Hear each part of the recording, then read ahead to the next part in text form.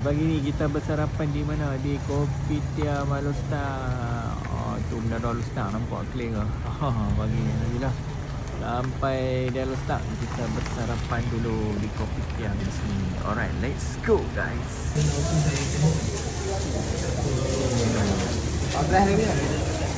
Apa melenggang? Baik, Alhamdulillah pagi ni saya berada di Kopitiam Alostar. Kita akan bersarapan pagi. Okey, menu sarapan pagi ni biasalah.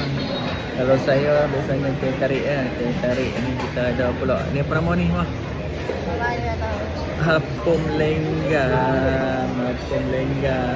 Okey, apom lenggang. So kat Kopitiam pun macam-macam ada. One of the famous place in Alostar untuk breakfast. Okey, macam-macam ada tu. Okey. Alright, sederet tu ada macam-macam. Ada nasi lemak, roti canai, apam lenggang, western pun ada. Semua ada. Okey, pagi ni saya pilih apam lenggang. So kita makan tengok macam mana sekejap lah. Kita try tengok. Okey.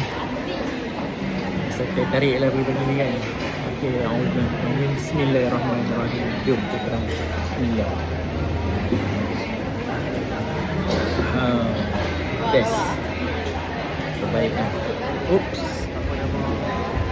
Apam lenggang ni, apam lenggang kenapa? Nyok.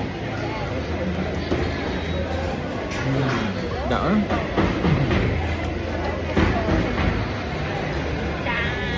Memang tunggu pula dengan saya tarik.